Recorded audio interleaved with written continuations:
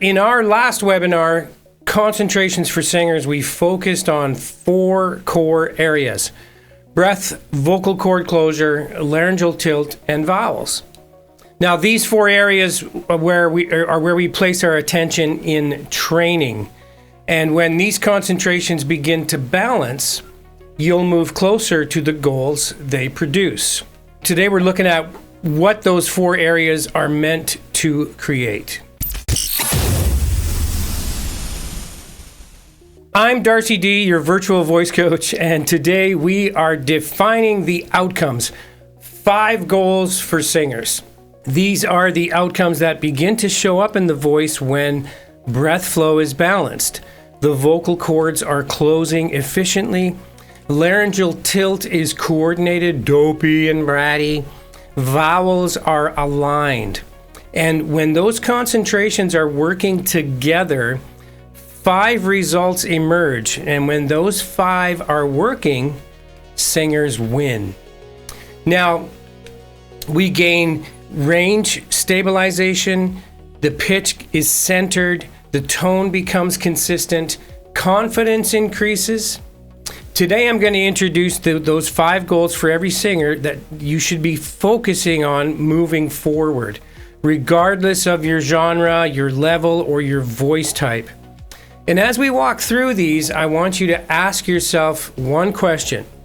Which one breaks down for me when I'm under pressure?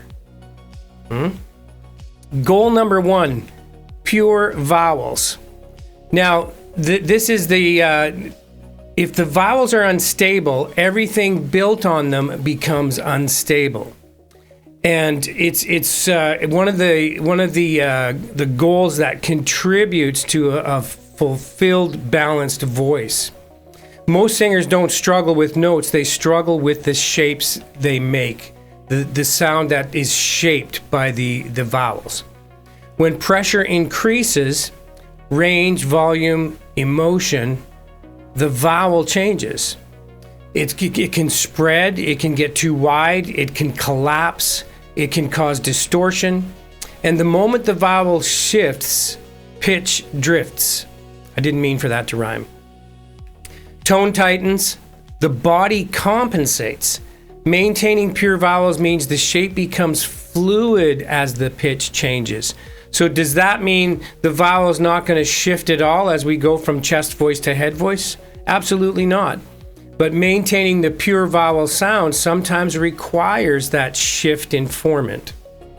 So the pure vowel is not frozen, it's not rigid, but it's acoustically aligned, which means how you might shape a vowel in your lower register will be different than how you shape your vowel in the upper register. The shape is not static.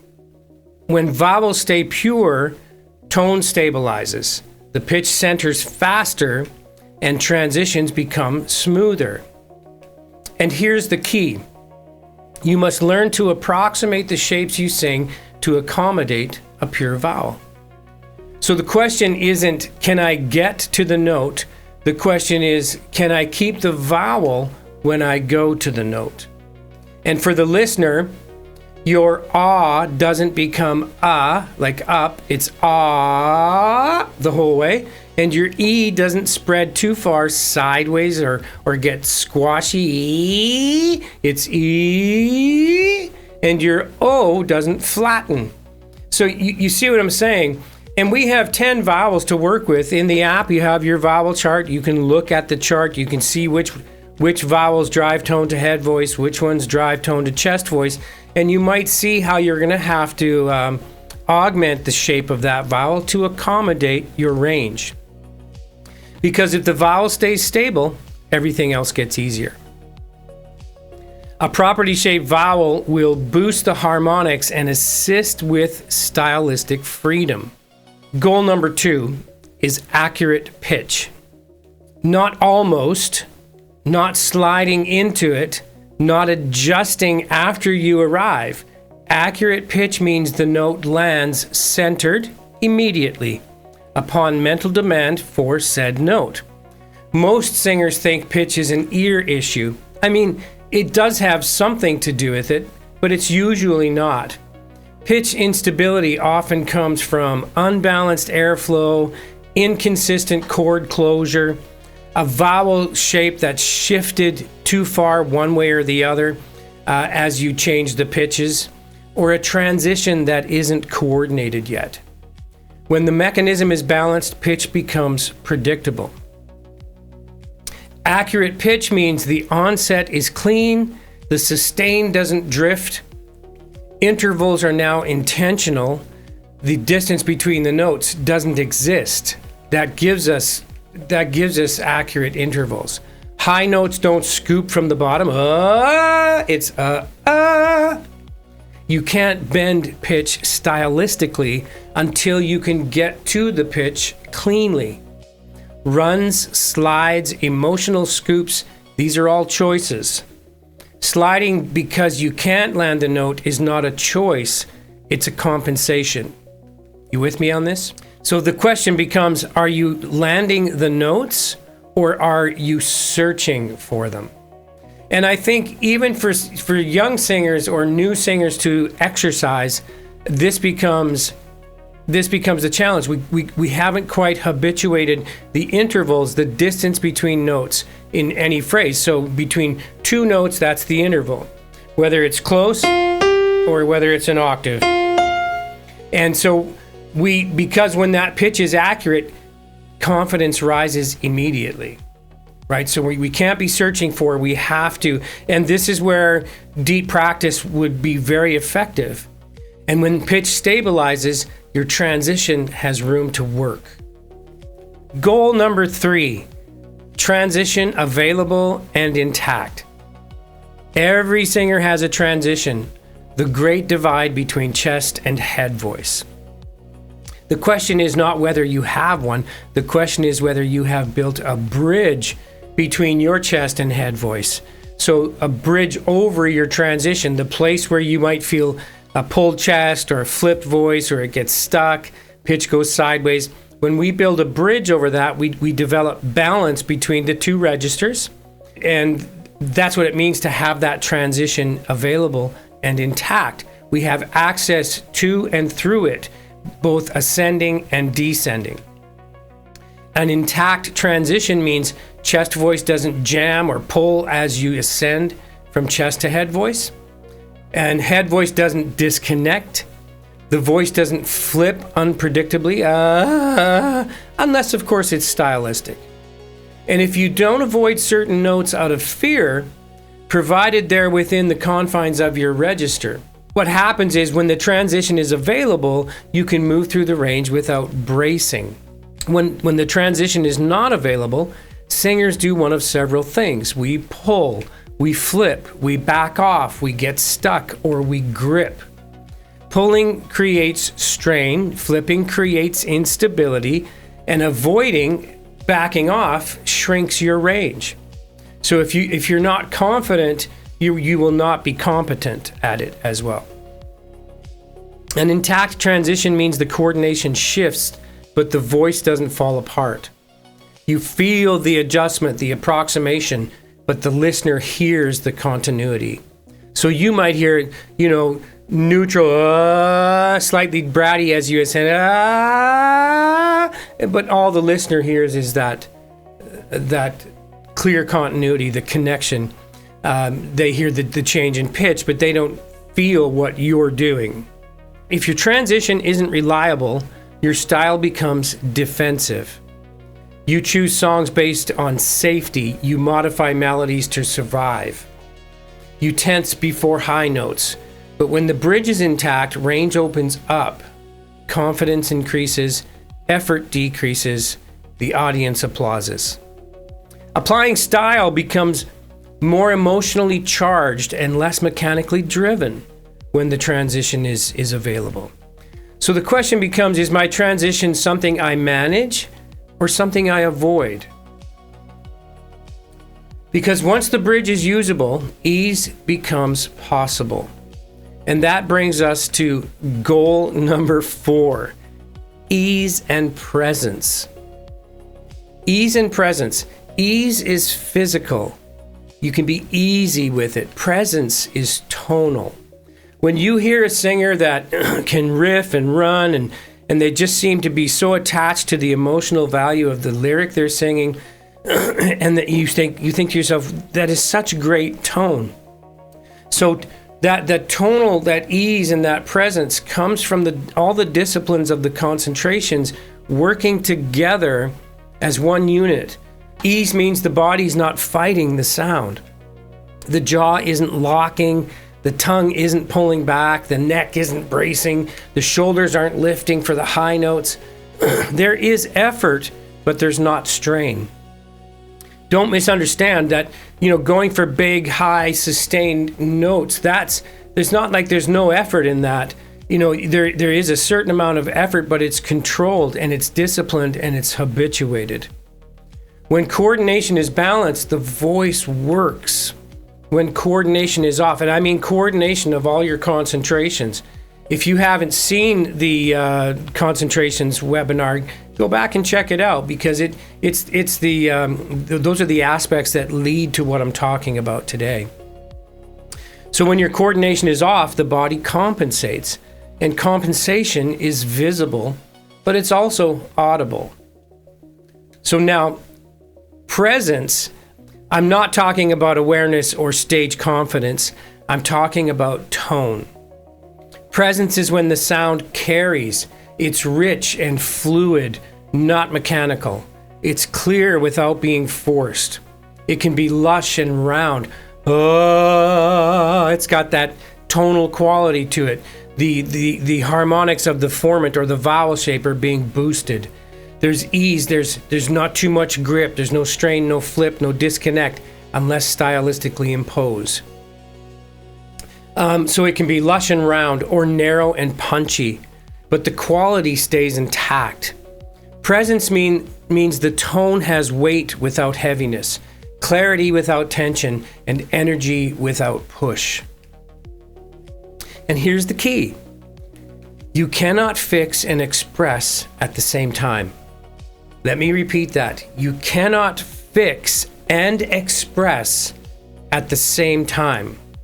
If you're thinking, don't crack, don't push, stay supported, adjust the vowel, the tone is going to tighten, right? So you have to habituate all your concentrations so they move fluently. So you activate them subconsciously. That allows the ease and presence. Ease allows presence. So when the mechanism is stable, you stop managing, you start shaping. And when presence is there, the voice sounds intentional. So the question becomes, does your tone feel controlled or does it feel alive? Because when ease is present, presence becomes audible.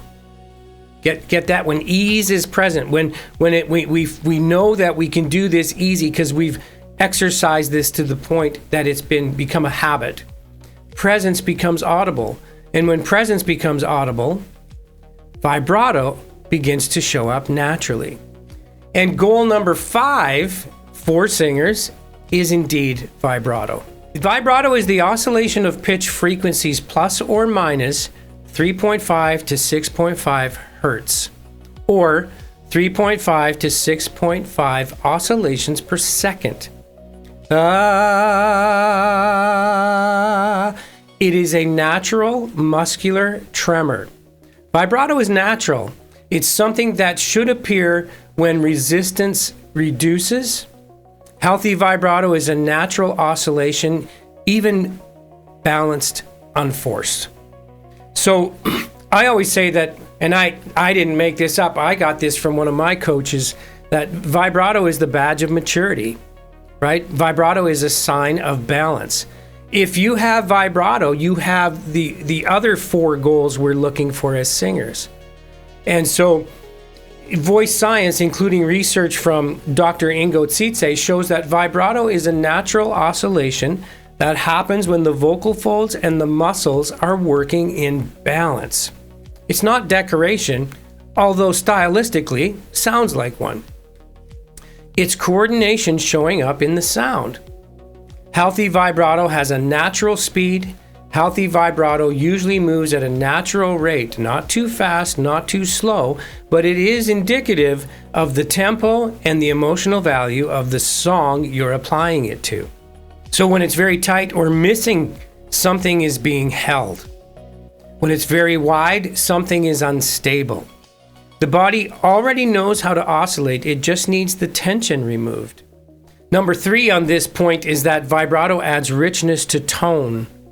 Vibrato isn't just pitch movement, it actually helps the sound feel richer and fuller. As the pitch gently oscillates, the harmonics move through the resonance of the vocal tract, your mouth, your throat, where we shape the sound wave, which gives the tone depth and life.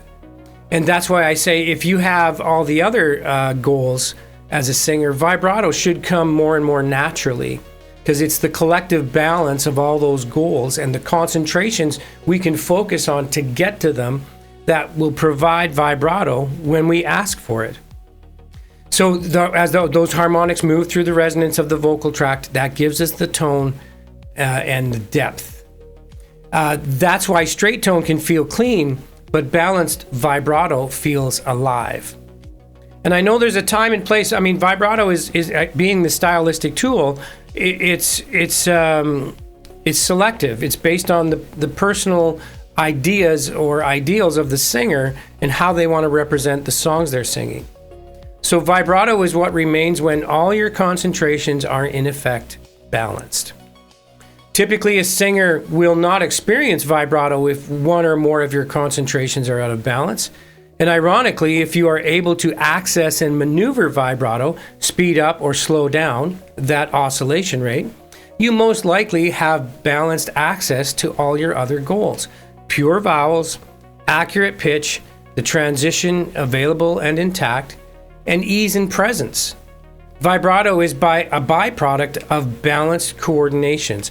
Vibrato is the byproduct of balanced singing. Sometimes in my teaching, when I'm working with a singer and they're experiencing a variety of voice challenges, I spend sometimes I spend the time focusing on achieving vibrato. And there have been times where we use physical and mechanical methods to impose a vibrato sound. And you know what I mean by that is, so we would do like a descending 5-tone scale. And then we're going to play off these notes. So if you went la la la la la,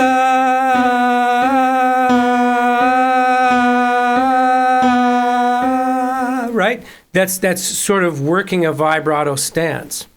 Now, if the singer has a hard time just holding it from a straight tone, and it doesn't want to go into vibrato, what you can do is you can take your fist and you can place it on your belly button, like this, like you're stabbing yourself. And then as you get to the last note, you press against your fist, which in turn moves your belly, which will mechanically impose a vibrato sound. So,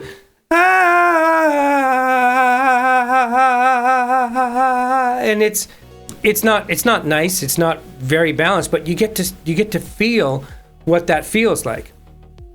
And the more you do this, you can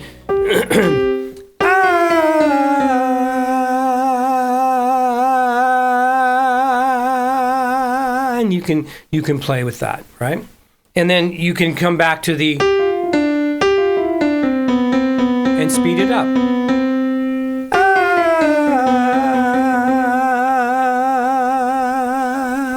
Till eventually it happens easily, right? I've also made some singers shake their fists.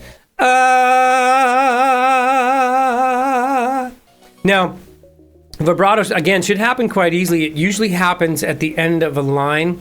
You're sustaining, typically a ballad. I mean, all genres use it. Let's just say I had a tunnel, like a culvert, and typically water runs through it, right? When there's a lot of water, the culvert's full. And as that water recedes, the water level will come down, but the culvert stays the same size. So if the culvert was to represent your vowel shape and the air was to represent the water, as you sustain your line, you keep that culvert, the vowel, the same shape. You let the air run out, and as it starts to run out, the oscillation in the vocal cords will start to adapt.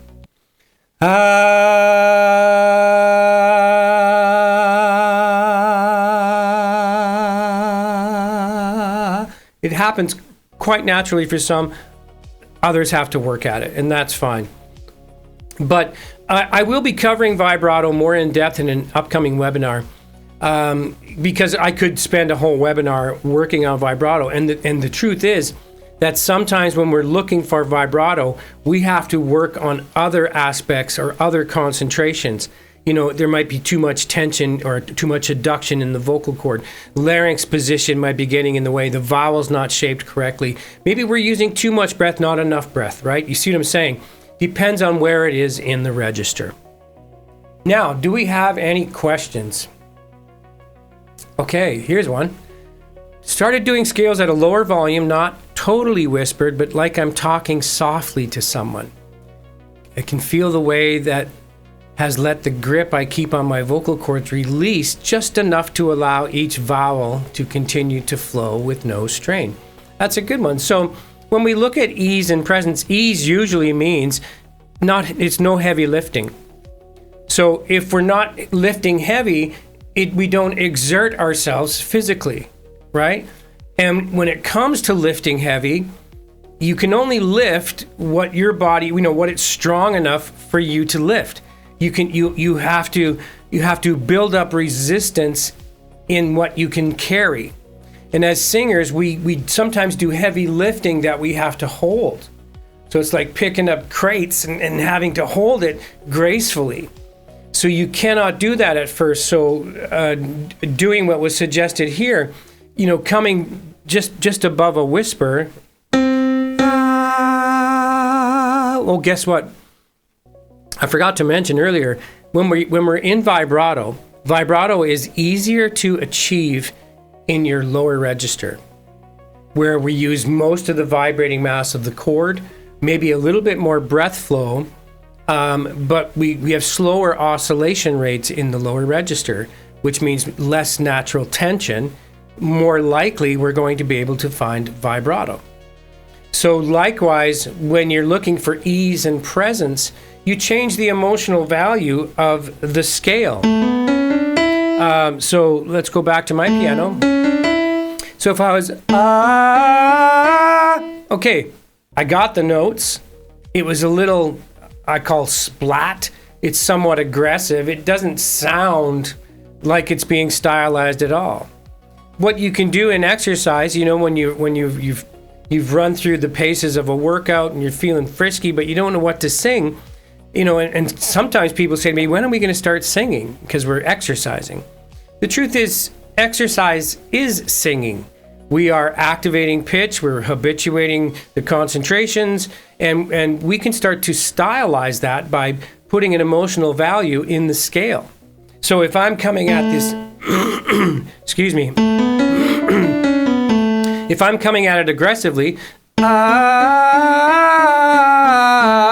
well, why don't I just say, let's sing this like it's a ballad, like it's a love song.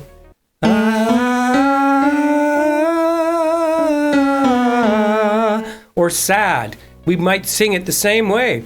I might lower the larynx. I might give it a little bit more girth or open the tone up a little bit. What if I wanted to sing it mad? Splat it again, right? More aggressive. What if I wanted to sing it pensive, like I'm not sure? Did you notice I looked up? I just realized I did that.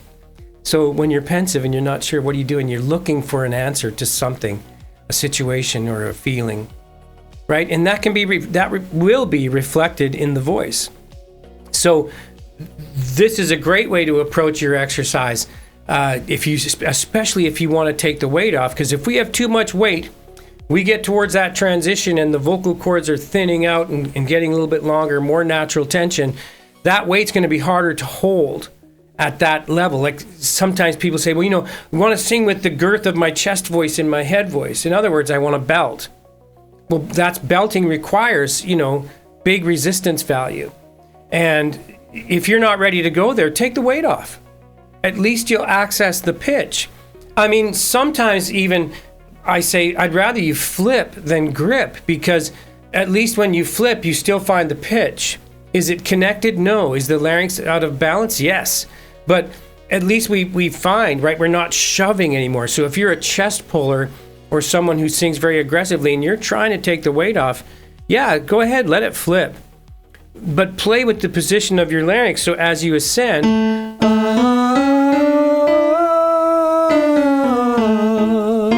and maybe run,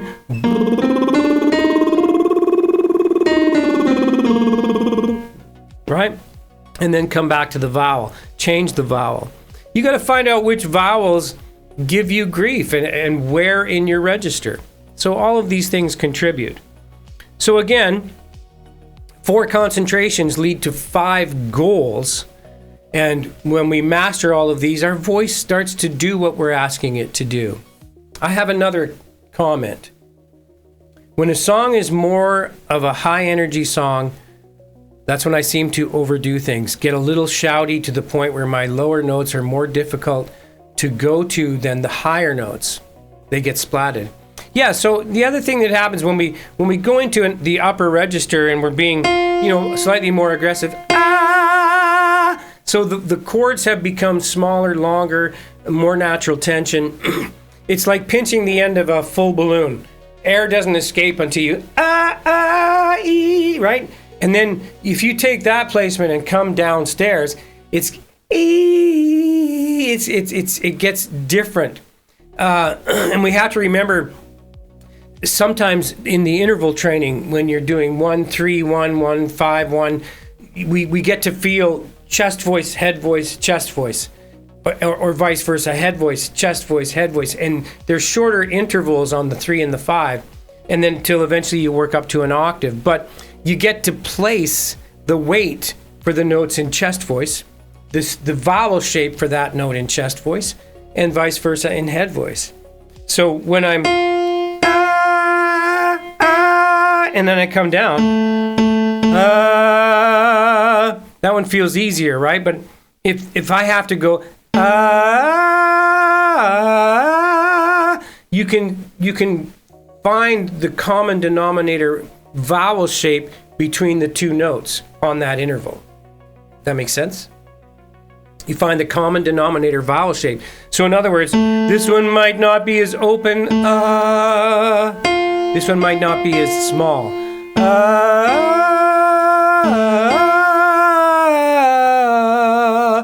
and you get to approximate that. It's trial and error, but it's trial and error intentional. So, as you work your exercises and you begin to use more variety of exercises, you begin to see where your concentrations and your dexterity, your coordination may be lacking.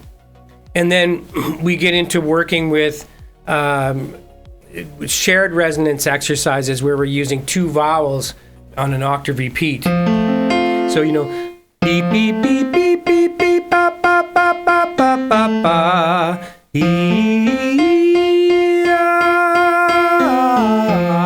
and so now we get to work the placement of those vowels with a consonant, without a consonant, and just as we work that kind of an exercise, it'll reveal something that needs to be worked on, and what concentration would be attached to that, right? To give you the goals, pure vowel, accurate pitch, da da da. So, anyways, you see where I'm going with this.